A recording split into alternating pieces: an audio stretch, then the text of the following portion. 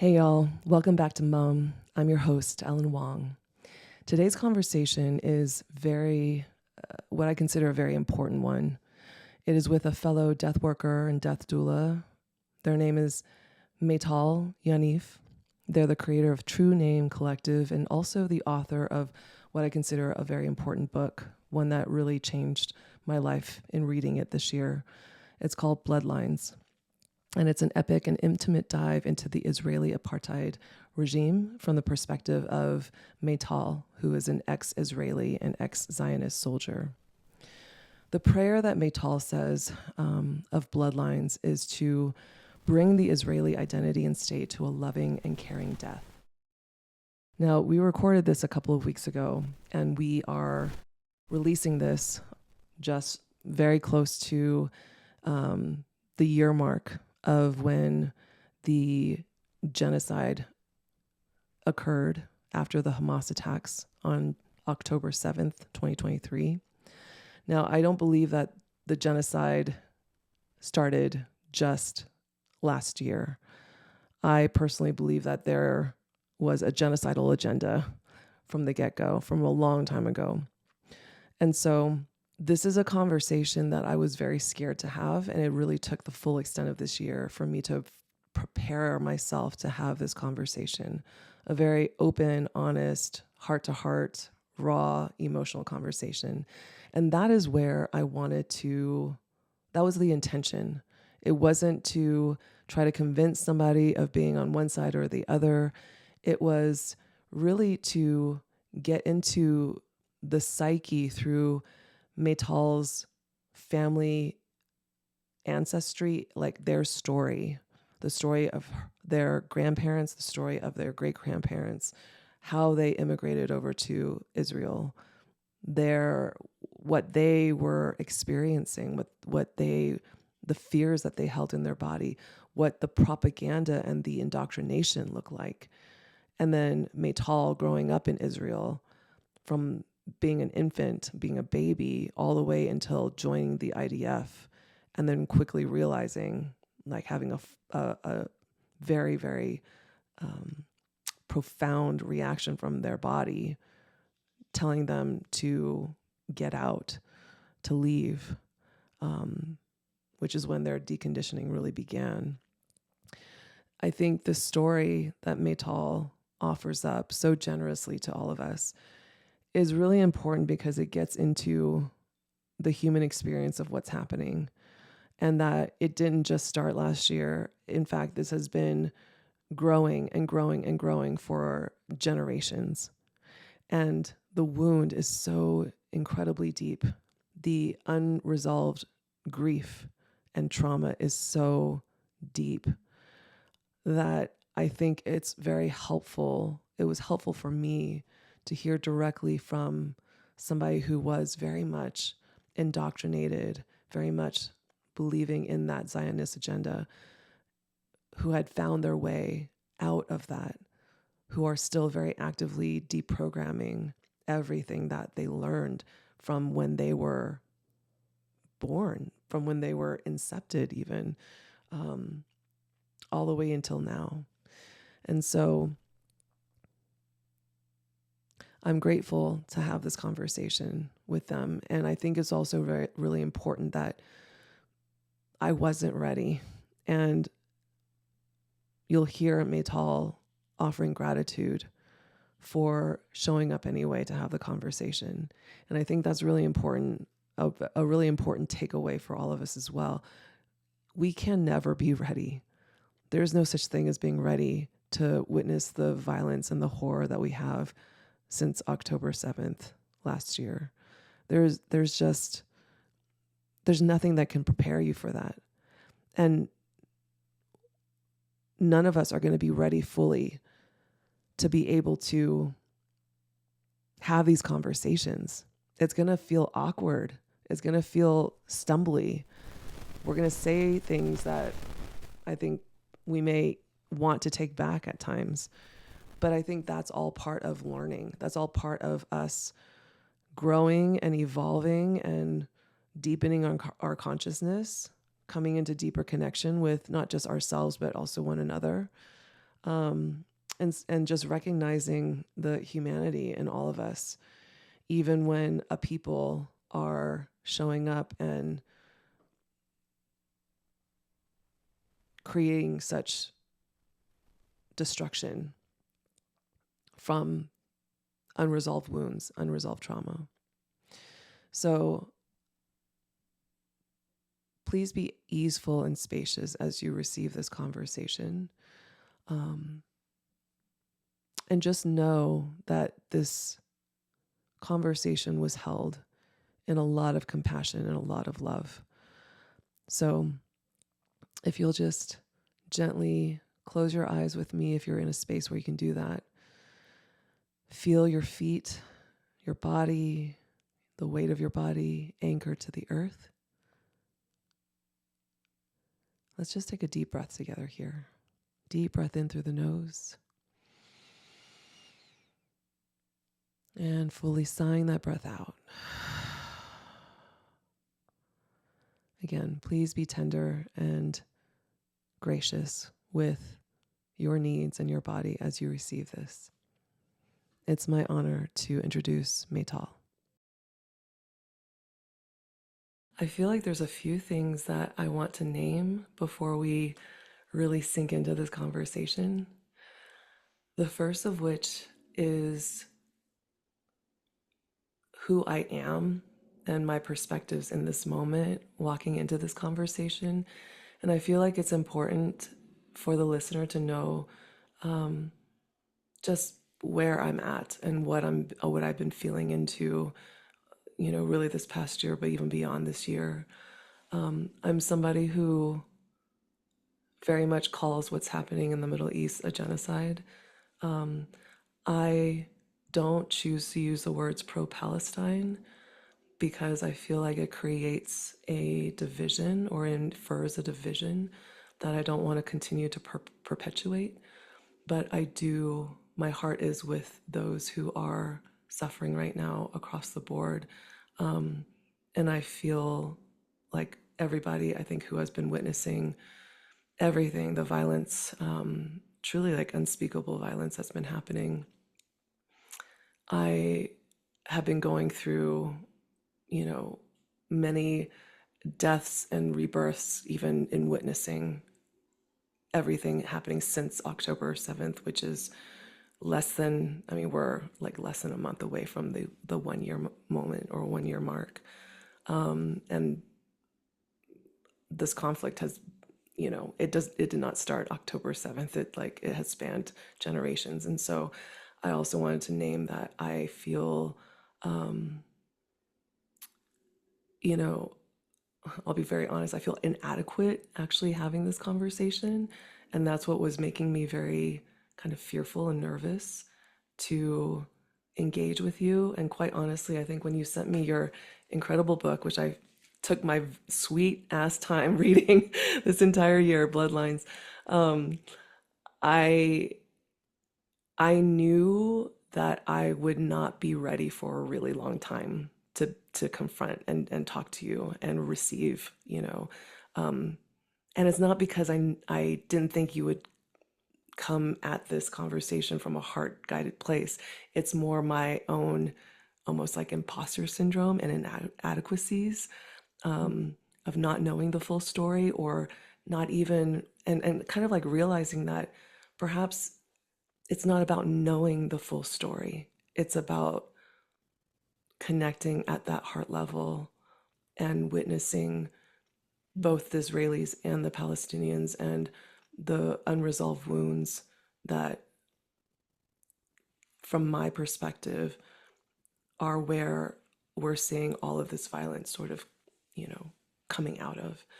And so I'm just so deeply, like, words really cannot express how deeply grateful I am to be sitting here with you having this conversation, because this is for my own, my own edification, my own education. And I'm very much here as a open recipient and student of everything that you have to share today. So I just wanted to name that first because Yeah, I would not have been ready then. I'm not even feeling ready now, but I feel like it's so necessary to have this conversation now.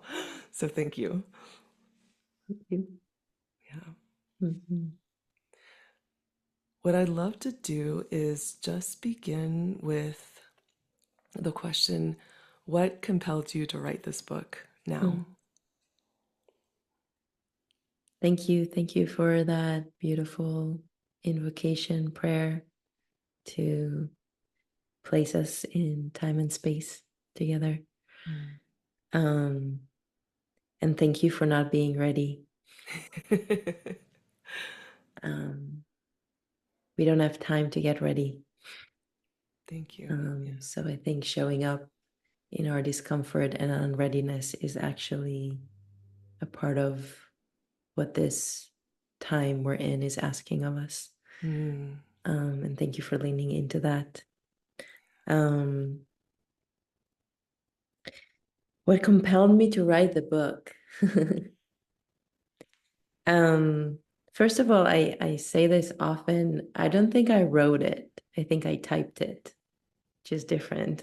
Mm. Mhm. um, I allowed the beings that have written that book to hunt me in a very intentional and intense way. Mhm. And yeah, and there were many practices of before writing, during writing, after writing to keep that relationship connection, known and unknown, seen and unseen, in reciprocity. Um, And in my own journey, I think I have been preparing to receive these words probably for the majority of my life, if Mhm. not lives before. Um, given the specific blood lineages I carry and the specific identities within those blood lineages, Mhm. I think I am placed in a position where it's inevitable that I will not only take up this journey, but walk it and express from it. Mhm. Um, because as I say in the beginning of Bloodlines, I'm going to paraphrase myself very awkwardly, but um, the only thing that is unique about my experience is that I really started in the complete, utterly other spectrum of where I'm at. And I had to walk and crawl and fall and run and jump and sometimes all of that at once, um, to arrive here. And where I'm at is not a complete ending or an arrival, it's another step in the journey. But I do somatically, bodily, prayerfully remember those steps. Mhm. Mhm. And that is the only, I think, unique thing about my story, is Mhm. that I chose to not only walk it, but speak from it. And bloodlines, I received bloodlines in a ceremony with fire. I made a prayer where, I mean, it's basically the prologue of the book of Mhm. Bloodlines, speaks to that specific moment. But I made a prayer with Grandfather Fire and I offered myself to the fire. It's like I carry the roots and the identities of these atrocities and wounds, Mhm. and I am offering myself back to the fire. And I invited my ancestors to do the same. And and that was the moment where I received bloodlines. Like the I say received bloodlines, it's like words will forever fail, especially the words available to us within the current languages. But I received the template, the transmission, the channel to, and then I had to learn how to keep tending to it, opening to it, what Mhm. what in me had to die, be let go of, in order for that to continue to come through. What are the offerings? Yeah, and then bloodlines. the majority of the writing happened in 1 year, in 2021. There was editing efforts, but that was kind of like when it birthed itself. Mm-hmm. And then it was the journey of trying to get it published, which was a long journey. Mm. Um, that also, I think, has been guided. Um, and as frustrating and impatient that it felt to be in those years of the in-between, I also trust that this book came when this book was needed. Yeah.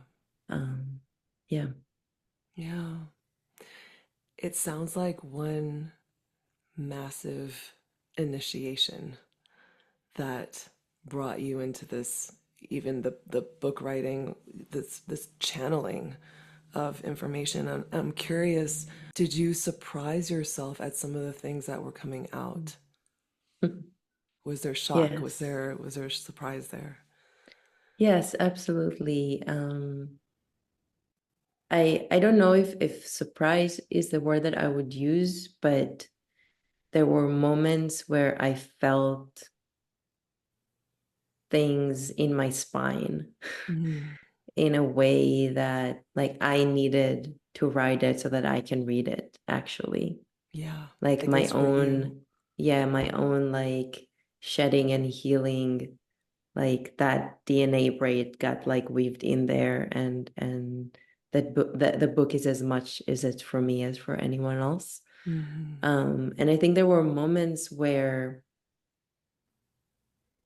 there are many parts of the book that I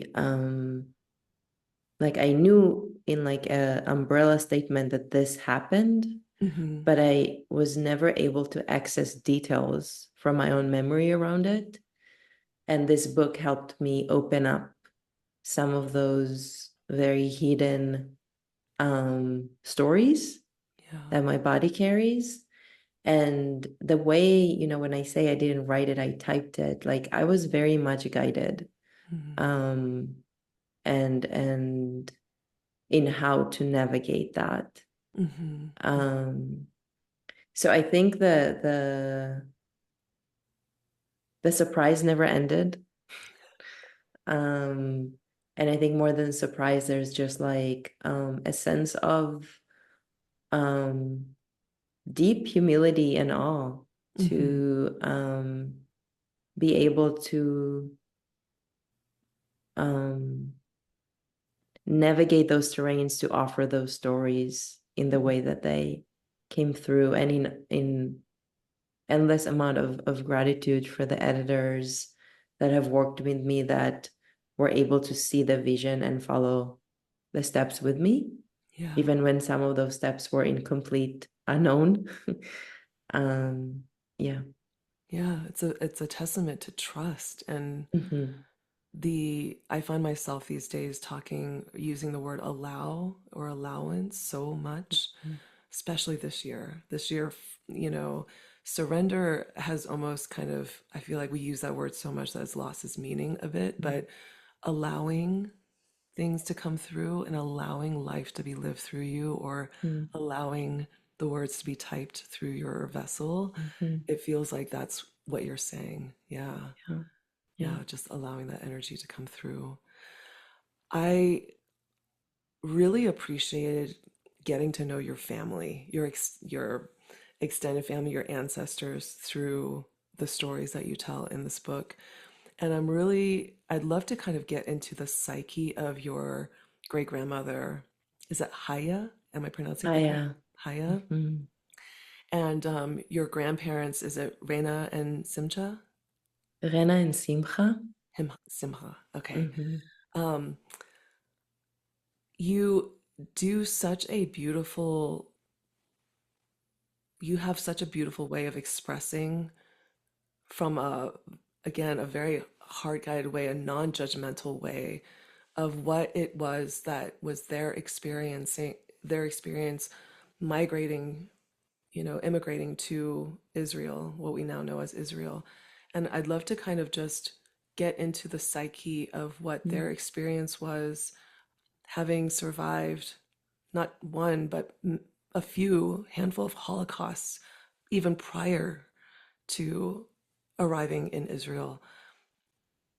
Yeah, I'd love to kind of just hear a little bit about just what they were experiencing as they were entering. My great grandma Chaya, who the first cycle of the book is written from her voice, she's very much one of the entities that just took shape in my body for a while. Mm, Um, I um I don't have a memory of her. mhm, She passed away when I was, I think, 6 months old.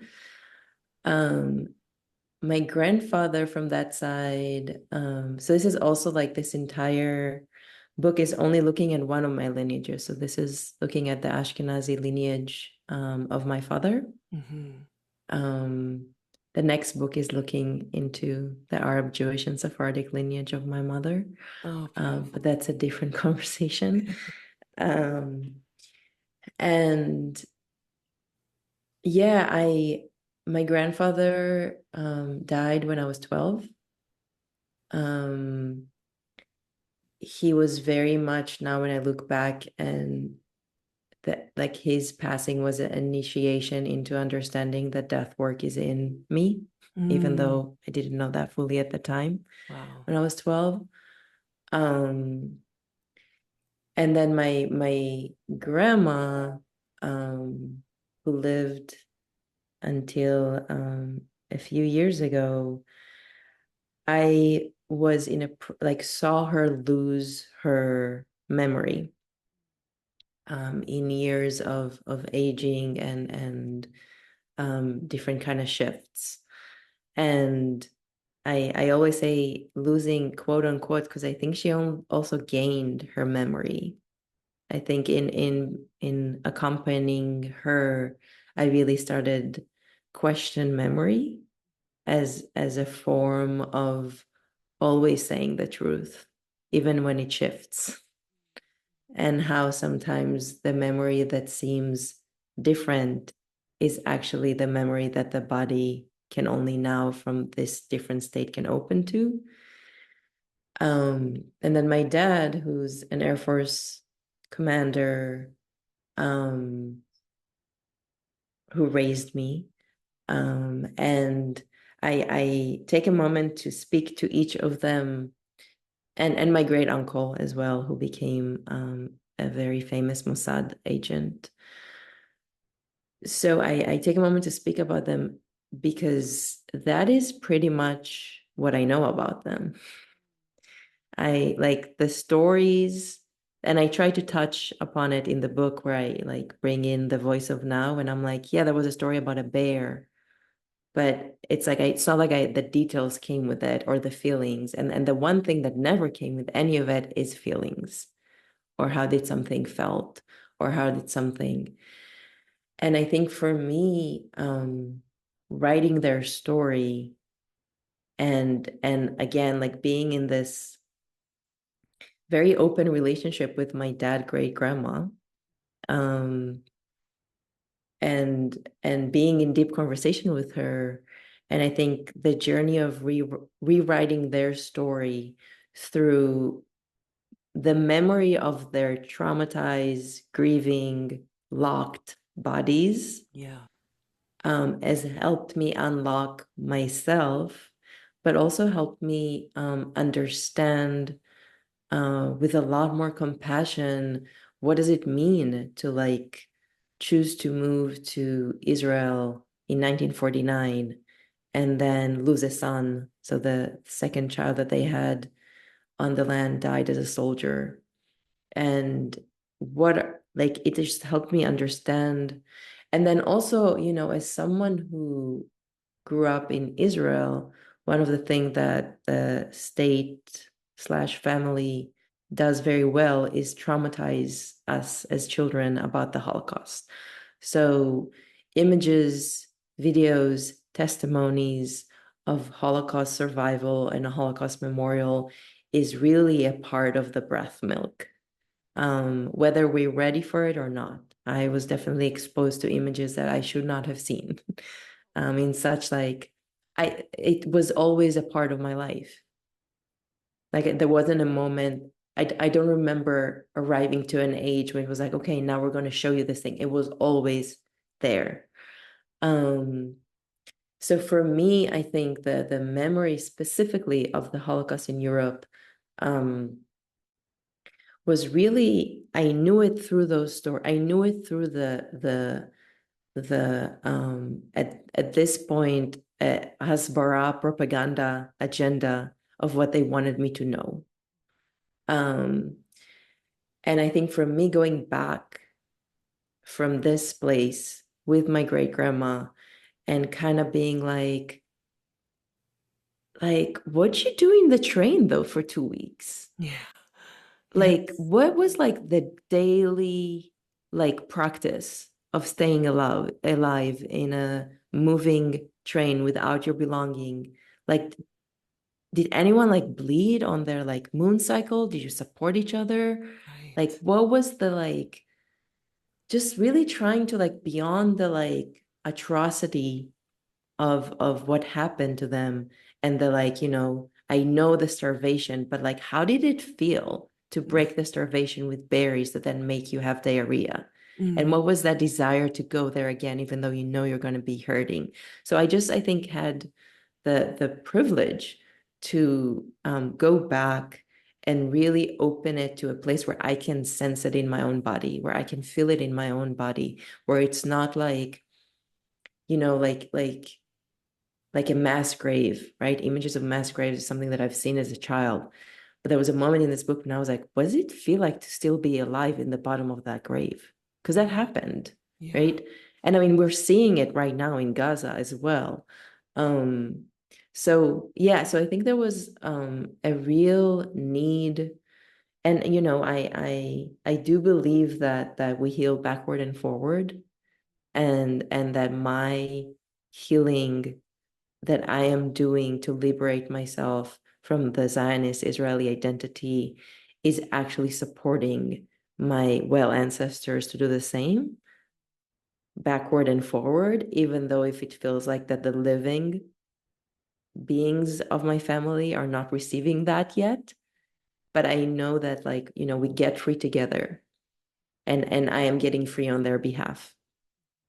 So I think there was something about going back and reliving those stories um, that was really needed within the lineage to receive the knowledge of the stories not from the state's narrative, but from like a human being, like elemental depth of what does it actually feel like to Hmm. be in a concentration camp and have a crush on someone.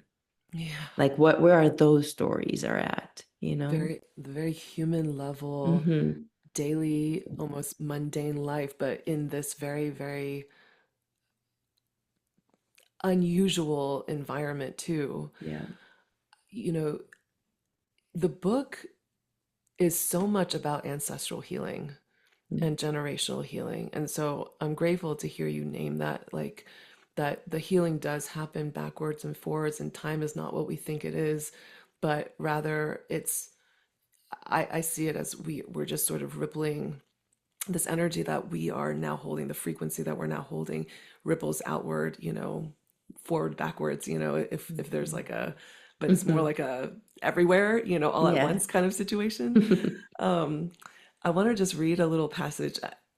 Like, I'm not shitting you at all when I say I have pages of like transcriptions of from the book of just things that you wrote that I was just like, oh my God, I have to capture this. I have to capture this, And so my preparation for this conversation was just like, okay, which ones are rising to the top? Because I was like parsing through so much.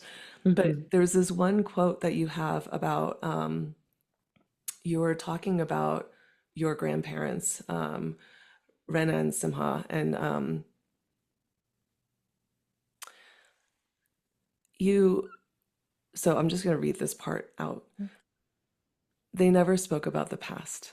They wanted to shed their survival identity and be considered Israeli like the people around them. When a memory arose in them, it felt almost shameful to give it attention, like they were failing at the task at hand. They worked hard on their accents and still felt the comfort of their mother tongue while speaking to each other. There was a calculated transformation. Longings, regrets, and memories all felt like a pampered dwelling they couldn't afford. I really resonate with so much of what you were sharing through these stories. The suppression of the grief, the unwillingness to even talk about it, and willingness to allow the pain to surface. And it's something that I find like the whole reason why I even stepped into or I find myself in death work is because of suppressed grief for years after my dad's death when I was 15. A couple of decades of not allowing myself to really acknowledge how painful that experience was and wanting to swallow it so deep. And in the Chinese culture, there's a term, 吃苦, which means eat your bitterness. And I think that is almost like the central wounded philosophy of the Chinese Taiwanese culture. It's just like so woven into them as a people, or us as a people, that I find myself in a position where we're sitting here talking about grief, unresolved grief, ancestral wounding, because I think this is part of why I'm here in this lifetime, as you are as well. Talk to me a little bit about growing up with that silencing. Yeah. Yeah, grief is the medicine. I feel like grief is very much the medicine of the unknown. And I keep calling on grief to be my teacher. Because I question if we even know what grief is at this point. Like I keep feeling into this possibility that the medicine that is grief had to be buried for its own protection generations ago, and we're like excavating and digging it up. And it's really going to take all of us. Being raised as in the silence, which is a really good way to like think enter it, the silence, because the silence has so many layers of silence. And the silence, or what I would even call like secretive, is a part of the agenda. So when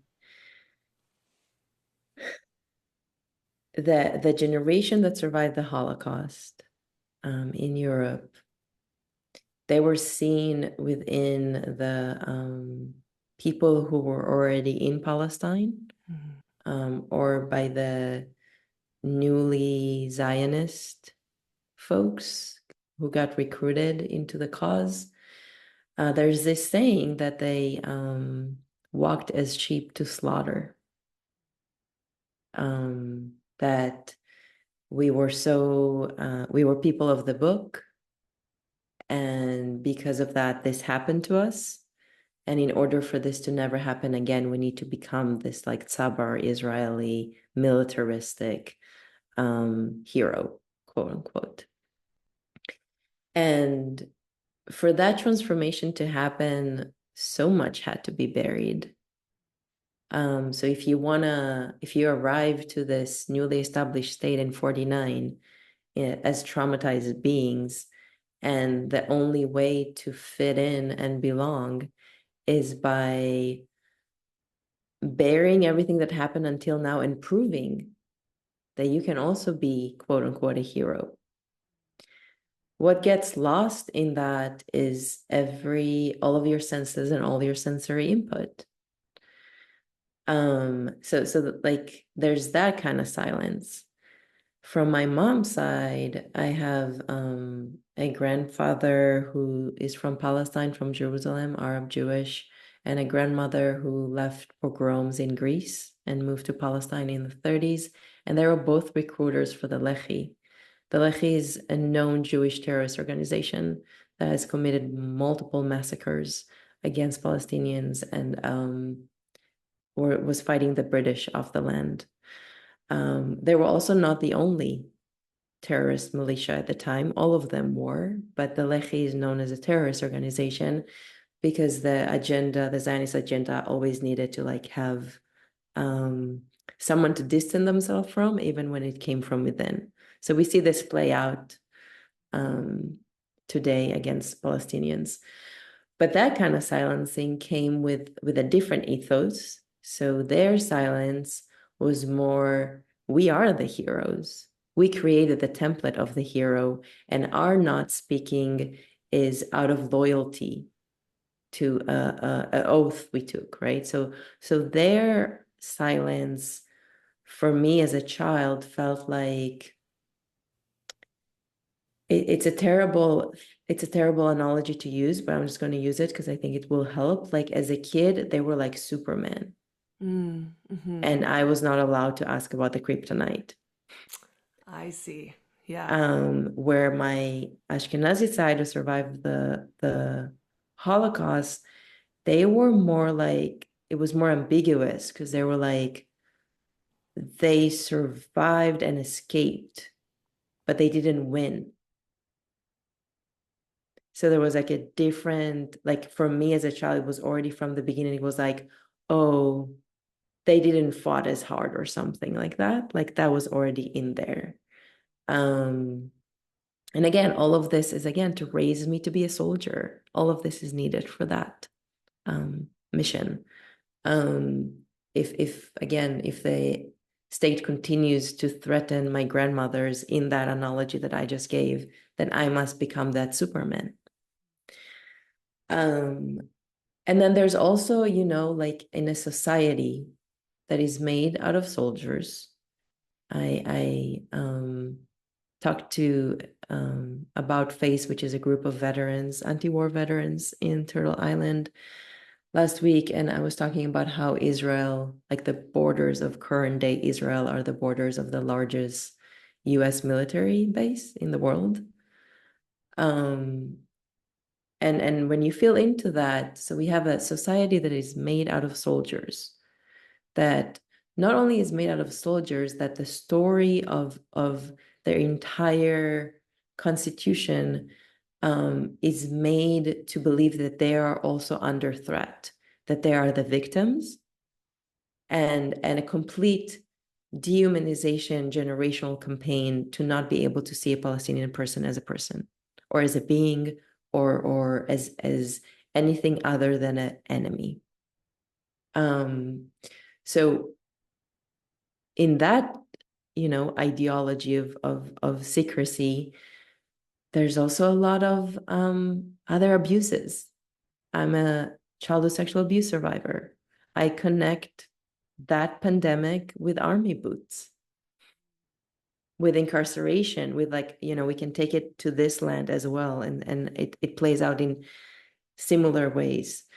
So the need to dissociate, whether it's from abuse or PTSD, is there as a template as soon as you enter. So when I look at my elders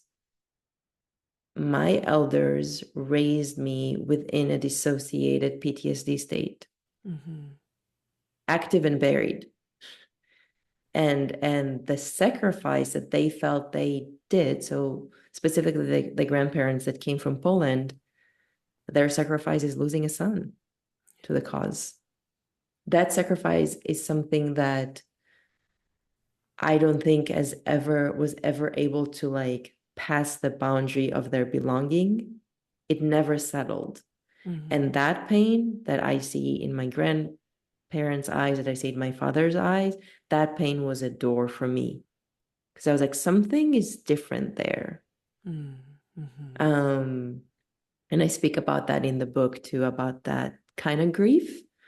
But in the end, you know, the secrecy is in everything.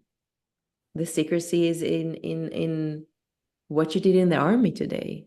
Mm. The secrecy is everything that we're seeing right now is basically a spillage of secrecy. Mm-hmm. Yeah. It feels to me like there is so much, it's like secrecy plus propaganda and the shaping of, very, very young minds to believe in this idea. Mm-hmm. It feels kind of like, how can anyone grow up in Israel and not become a Zionist? How can anyone, Mm-hmm. because it feels so far reaching and so deeply Mm-hmm. embedded, Yeah. it's Yeah. like, And there's no it's like an entire society, and we're talking at this point again, generations in, mhm, right? Like it's like not, it's like we've been in this for a while, but yeah, an entire generational society has been given weapons instead of learning how to feel. right, exactly. And at this point, like I I say this often, the only way to make this stop is to stop arming us so that we can even find the healing rituals, ceremonies, gatherings that we need Hmm. to heal. But as long as it's been since the like early 40s, if not before. Like I'm trying to think about a moment where the Zionist cause was really receiving arms. Hmm. It happened already in the 30s, but there was definitely like an escalation in the 20s. And that like Zionism is old, it's older Yeah. than Israel.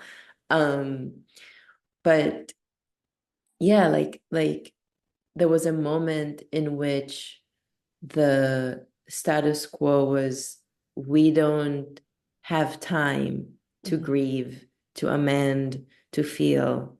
We must protect ourselves. So at this point, we're seeing an entire society fighting their own enemy. Mm. The enemy is never real, which is Yeah. why the need to militarize just gets stronger with every generation, because the enemy becomes bigger because the enemy was never real to begin with. Yeah. So what would it take if you are continuously generation and generations of people feeling unsafe Hmm. for no good reason Hmm. except their own mind and the wounds that have not been open? So an entire people feeling unsafe, and the only way to be safe is to hyper militarize ourselves against an enemy that in our mind needs to keep growing as well Right. to Right. justify the amount of militarization that we need to protect ourselves from ourselves in the end. Yeah. This is a characteristic of what happens when you don't tend to your grief. Hmm. You become, you have an enemy from within that you need to keep by any means necessary, as Israelis will say, to keep fighting. Yeah. I've been really looking at, I really appreciate the way you just articulated that. It's been helping me to see the Israeli people, or I just want to say Zionist, as Mhm.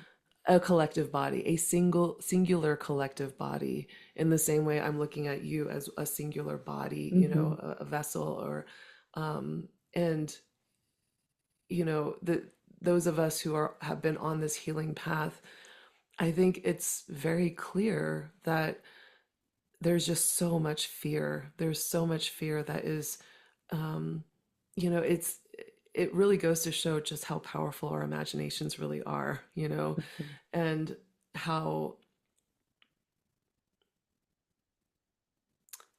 if we go unchecked, or if we go, as you were just saying, it's like unresolved grief. If we don't allow ourselves to Mhm. feel, that fear tends to get even bigger. The Mhm. defensive mechanisms that we create to protect this body get even more in a sense, powerful and stronger and Mm-hmm. stubborn, you know? And Mm-hmm. I see that correlation with the IDF, the military. I Mm-hmm. see that exact, Mm-hmm. it's a one-to-one, it's not even a metaphor. That's exactly what is happening.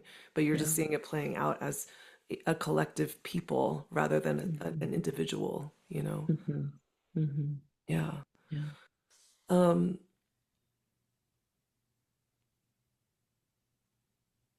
you talk about death to the Israeli identity. Am I saying that correctly, or am I? I say specifically that the bloodline is a prayer to bring the Israeli identity and state to a loving and caring death. Yeah.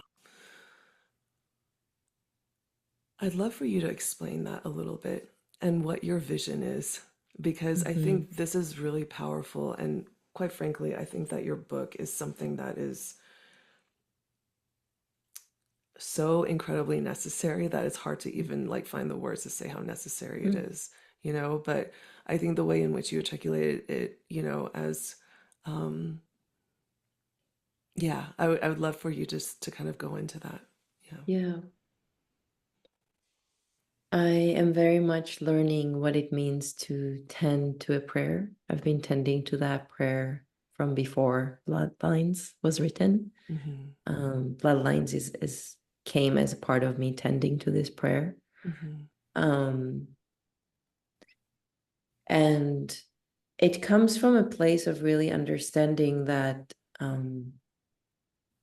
the root of the Israeli identity and the Israeli state, the causes and conditions that have created the need for both of those entities, which are now one, the state Hmm. and the identity.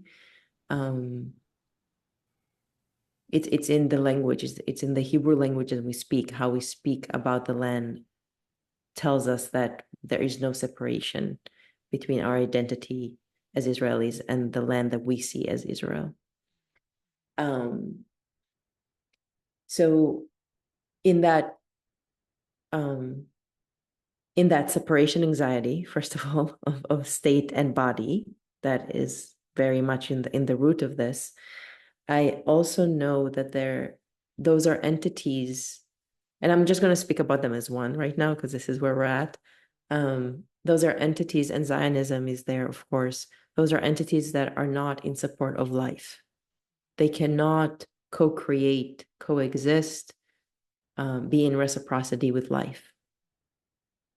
They are based on a threat to one's own sense of belonging, safety, and life. And because of that threat, um, they are constantly needing for you to make more sacrifices of yourself and of life to keep that entity alive. So it's basically a cycle that is, again, its essence is to bury grief. And in the bearing of the grief, we're burying our souls. And there cannot be life truly. I mean, I believe that true belonging, the only true belonging we have as beings on this planet is with the earth. And borders and nations and state, none of it creates that for us. It creates a fake sense of belongings that makes us actually lose our souls and lose that true connection with the earth. But within the current conditions, the Israeli body Hmm. is not alive. The technology that these bodies, this creation have, are not activated within Israeli bodies Hmm. because all of the senses and everything that makes us be in connection had to be buried in order to create this soldier identity. It doesn't mean that there's no soul in there, that there's no heart in there, that there's no real human connection in those bodies. It just means that it had to be hidden and buried and opaqued. Hmm. So I've been going through that process. That was my body. My body was buried and opaque. My heart was not available to me. my sensory input was not available to me. Mm-hmm. So opening those channels creates a different kind of safety and belonging that does not need an Israeli identity or state. Mm-hmm. So when I say loving and caring death, I mean that this is not a mass murder mission of killing Israelis. Mm-hmm. This is about freeing Israelis to be beings without that identity that takes away their life. And obviously, I sit here and I speak these words about Israelis taking their own lives. Israelis are also have been in a process of taking hundreds of thousands of lives for generations and generations and generations of Palestinians, of trees, of beings. Nothing is the land of Palestine. I have visions sometimes where I go underground and just like be there with the roots, with like what's underground. The land is hurting, has been hurting, right? Like nothing is able to fully recover and heal because there's an entity that is constantly taking life, and it's human life and it's all life that lives on that land. Like the amount of sharpnel alone, right? Like what is that doing to the land, to the water? Yeah. So when I say bloodline is a prayer to bring the Israeli identity and state to a loving and caring death, the prayer is for Israelis' hearts to be broken open so that they can leave those identities behind and actually be in connection with land. Mm-hmm. And whether it's the land of Palestine or the land that they come from, or this earth planet, but be in relationship with land. And I don't,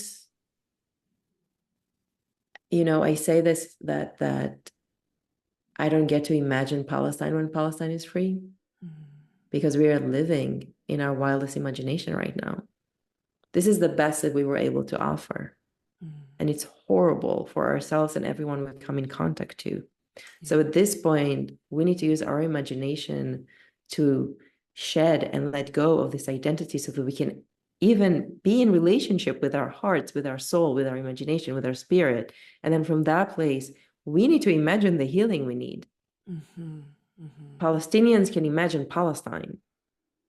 They have the ancestral and lineage and medicine within to do so.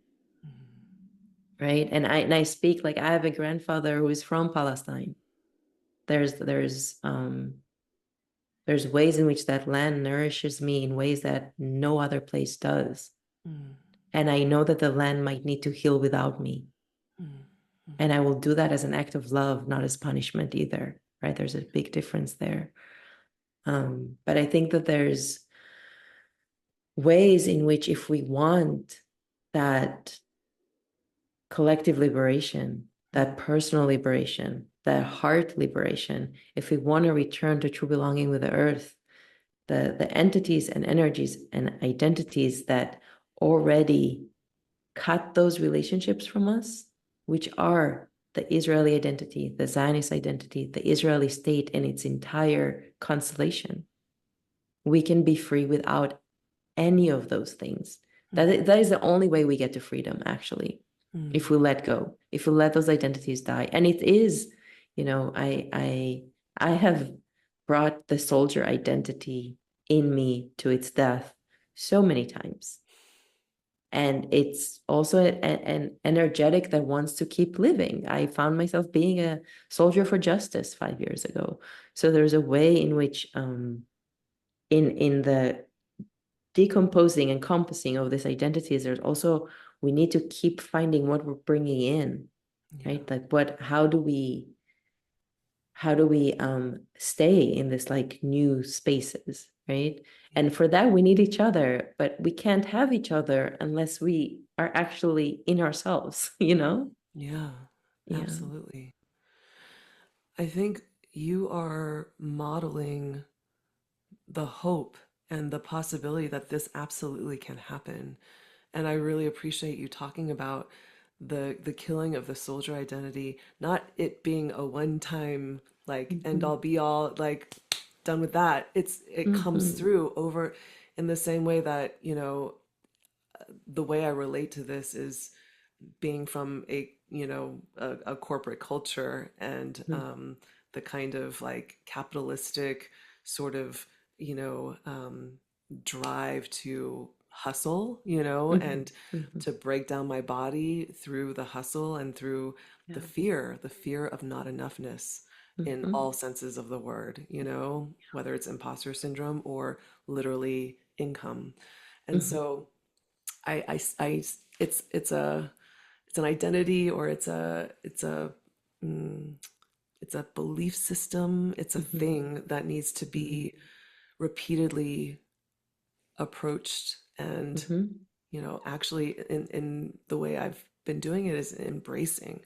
How do I Yeah. embrace this part of me and allow it the love that it's so desperately needing, Mm-hmm. and the nourishment Mm-hmm. it's so desperately needing? Mm-hmm. I'm curious from your standpoint, based off of what you've experienced in repeatedly killing the soldier, Mm-hmm. what does that look like for an Israeli, an individual Israeli? Like, what does that look like shedding Mm-hmm. that identity? What are the steps? Or what is the first Yeah. step? We'll just reduce it down to the first step. Yeah. I am going to answer the question, but before I answer it, I also want to say that we don't have time for that.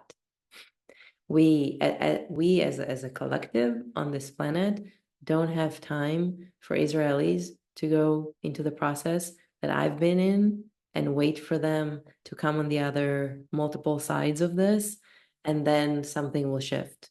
The amount of life that will be lost, the amount of ancestral knowledge, of medicine, of entire worlds, generations, family story, like the amount of loss to, if we wait for that, is beyond anything we can bear, I think. So yes, we have work to do as Israelis, and I say this to the world: please disarm us so that we can do that work without taking more life. um but the first step, I don't for me, the first step was finding myself in army uniform, and my body saying no to actions that I was taking. Um, our bodies also, we talked about the secrecy, our bodies also know how to, in most Israeli bodies, I think there's like an adaptation to silence, denial, PTSD, dissociation. Like, it's so quick. So I think the body, a lot of the time, is already removed. When we get to that soldier age, I say thank you every day that my body was not fully removed for some miracle at that point, that I was able to sense into and know. For me also, I have to say that, like, I left the army when I was 19. I moved to Turtle Island when I was 28. And I moved because I was still not seeing what I needed to see. I knew that something is horribly wrong. I knew that I won't be able to see it if I stay, and I needed to leave in order to see it. And it's specifically the web of my specific family and the way that pillars of the state are intertwined there. It was impossible for me to like be able to start asking questions from that energetic web. Um, so there's so many steps when I say we don't have time. And even that person that left, I just turned 40 this summer. That person that left at 28 is not the person who wrote Bloodlines. It will take another, I don't know to do the math, but it will take another while to get here. And each step in this journey is personally, individually important. And I carry knowledge to share with peers, right? About how we can get here faster, maybe. But none of this can happen as long as the world keeps giving us weapons. Like there is something severely wrong within Israeli society.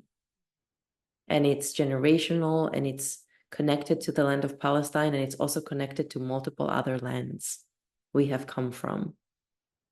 And the Zionist agenda that has created an extremely racist society within Israel, it's all, we are in the cusp of it really showing that it's not working.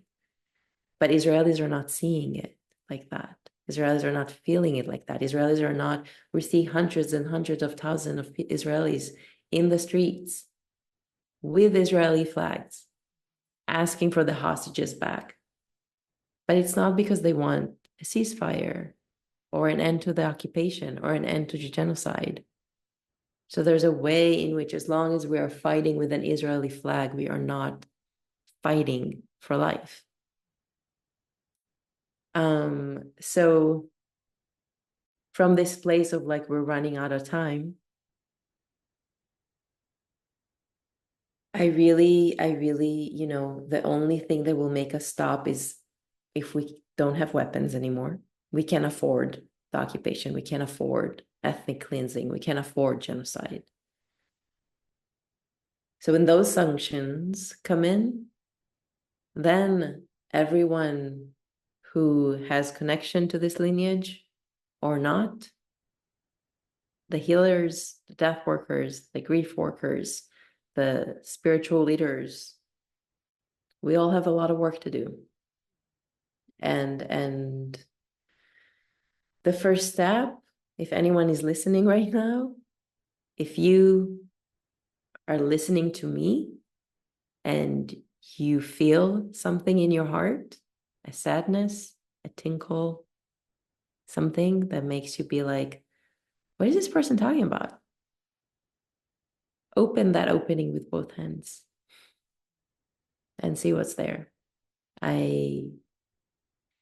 Just like any other change, it needs to come from within, right? We can make someone see themselves as other than what they've been used to see themselves. So what will it take to break that?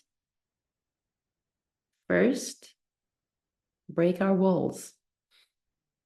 Make it inevitable for us to see ourselves. The as much as what is been unleashing in Gaza for the past 11 months is not fully being seen in Israel media, households, family dinners, that archive exists. And there's going to be a moment where we will need all of those images to help people come to terms with what we have become. And those testimonies and those stories. And may they end yesterday. May there not be any more. But unfortunately, there will be. And yeah, I mean, again, this is a plea to the world to break our walls. Because when you break our walls, we will break. And when we break, we will be able to maybe, hopefully, generationally start to heal. I've been noticing, and this has been happening on both sides. I even hesitate to use the word both, but every possible side. There's dehumanization happening, even for those who are crying out for a ceasefire. There's dehumanization happening, I would say, against Israelis and Zionists as well. And I think what I've been personally experiencing is heartbreak over witnessing that also. Yeah. And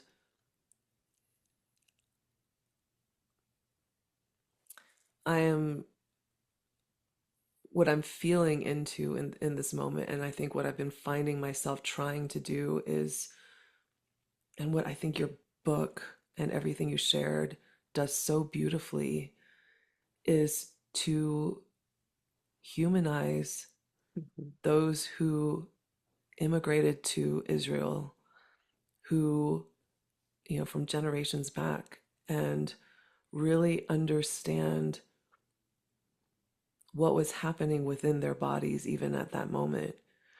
And what you being indoctrinated as, a baby and growing up, becoming a soldier, and then actually leaving, listening to your body and leaving that, which I know I can't even imagine how difficult that was to break through that programming,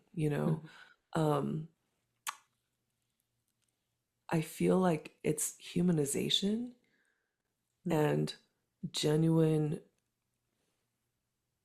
compassion at that heart level that the rest of the world who are watching and witnessing, that's how we can actually participate and help and support. And that's what I've been finding myself moving towards, Yeah. But I'm curious where you've been in all of that too. Yeah.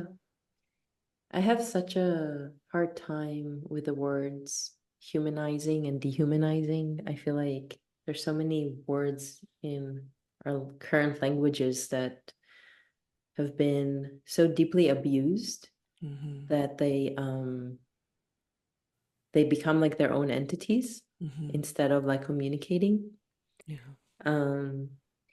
And I think for me, right, like when the armed resistance of October 7th happened and I started understanding the scope for the first, I was on the floor for I think like 2 weeks, but not because I was grieving what's happening in Israel yet.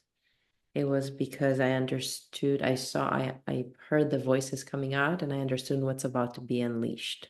The fact that we had this in us, what we've been seeing unleashed, is not a surprise to me. The fact that the world allowed us, that's a surprise. And when I got, it took me a few months to even be able to grieve. And I think when grief comes with a hierarchy, it's a moment to ask questions. I don't want to say what it means because it means so many things, but it's a moment to ask questions. And how far can your heartbreak reach, right? Yeah. I feel like this past year I have experienced my heart break in ways that I did not know available, imaginable. And with each break, I have received more compassion. I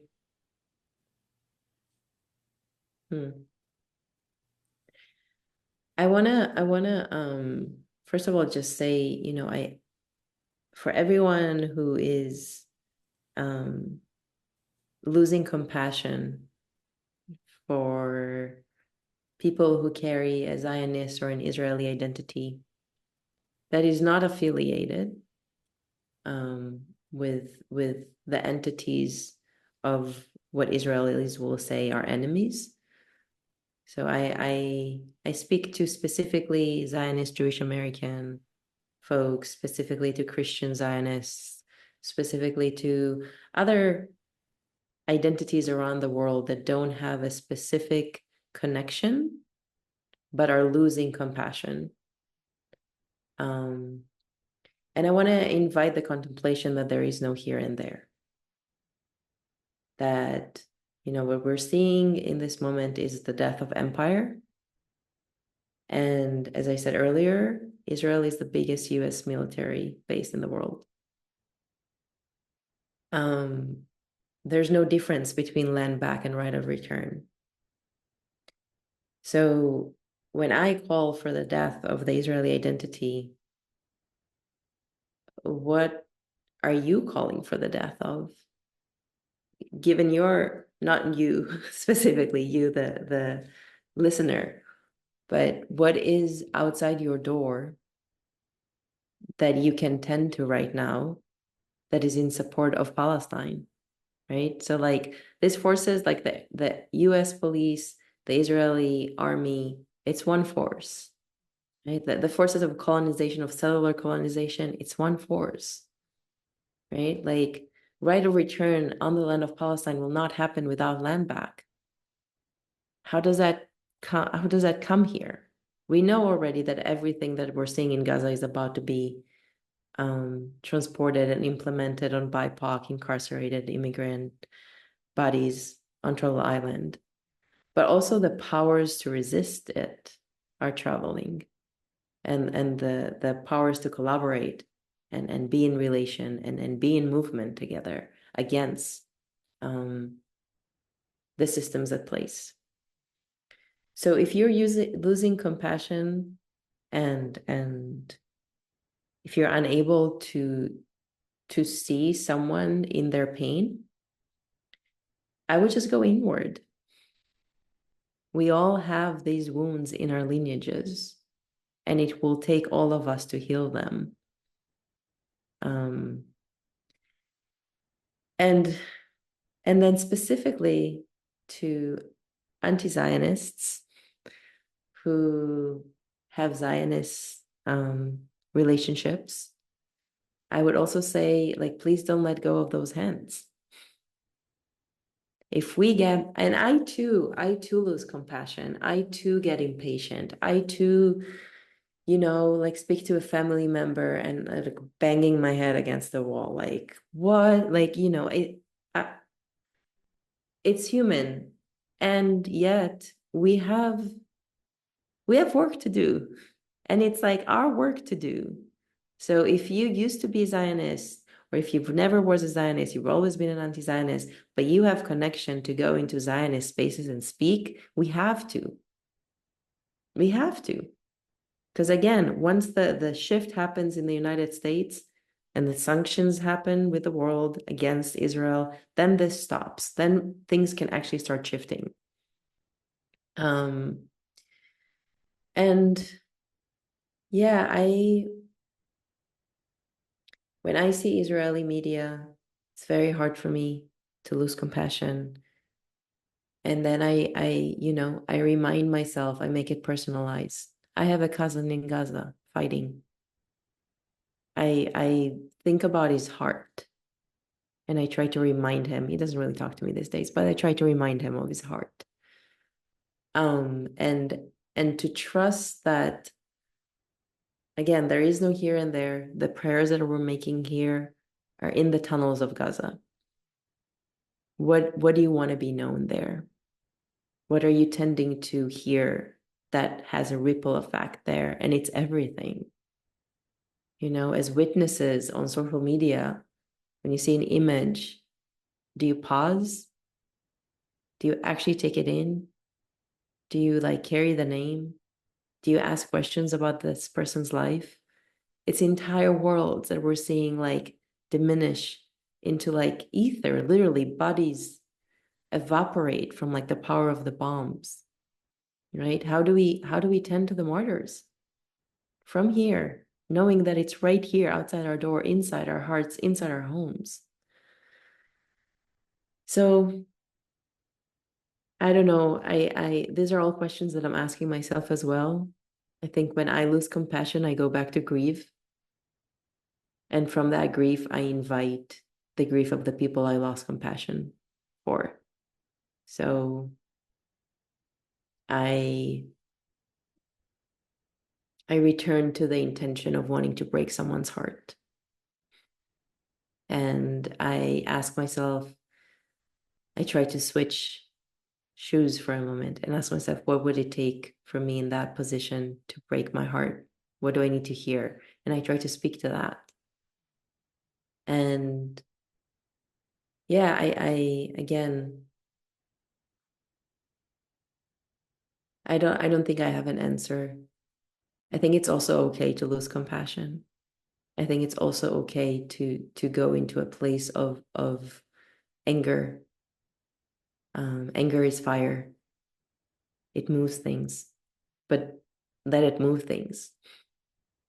Let it move to the grief. May we grieve the death of the Israeli identity before it even fully happened. For the people who carry that identity, right? Like what is that prayer? Like a collective prayer for that. What level of compassion do we need to find in our hearts in order to even make that prayer? Yeah. Right? How do we make sure it's not coming from shame and guilt, but it's coming from an authentic place of belonging to the earth and inviting people to belong to it, knowing that that also ends the massacre, ends the genocide, ends the occupation. Yeah. I am so grateful for this conversation, like so deeply grateful. And thank you, meital, for just putting your heart into this as well, into Bloodlines. I It was a very necessary book for me to sit with and sip from. I feel like I sipped from it like throughout the whole course of this year, and um, I'm just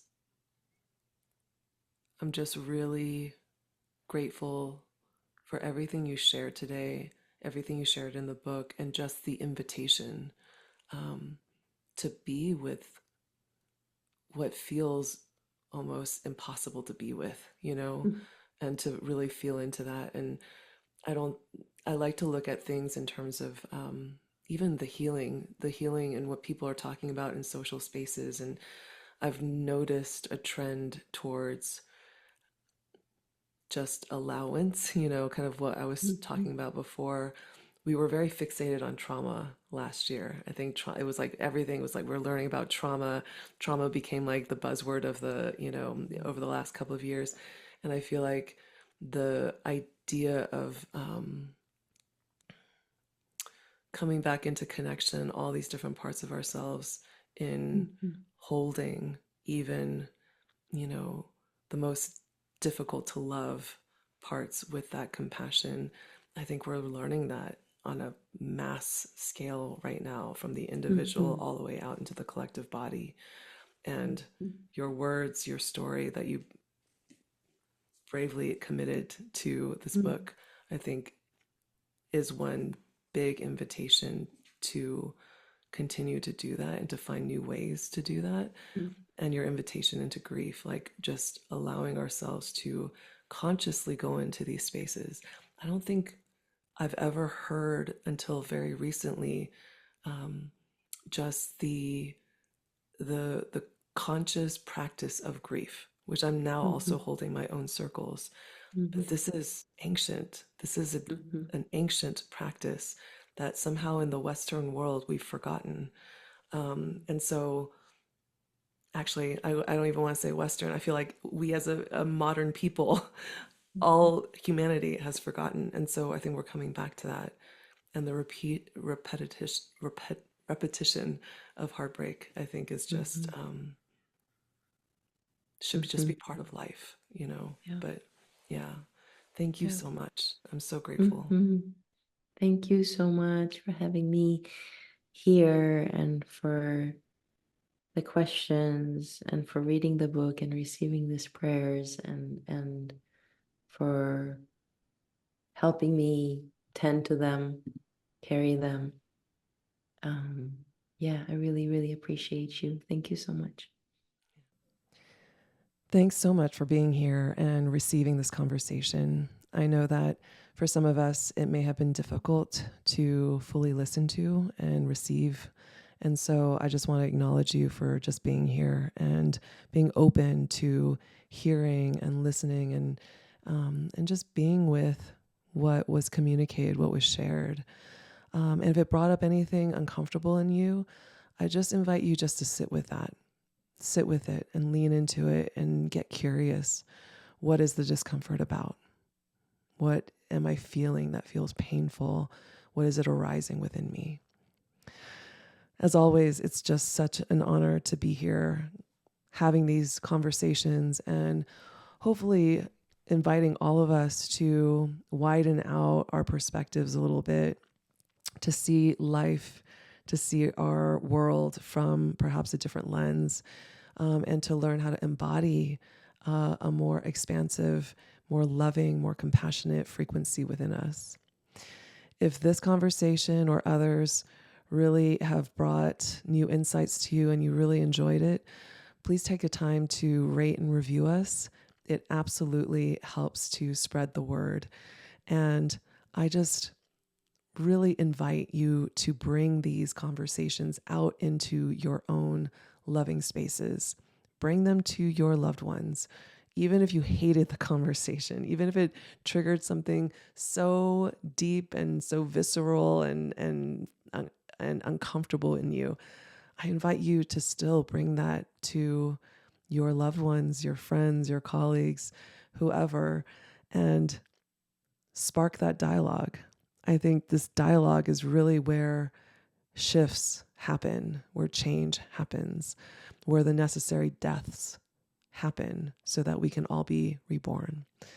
And as always, just a gentle reminder that with every death, there really is always something that is coming in, a birth that's coming through. So I'm just here very honored and grateful to be walking through this portal with all of you.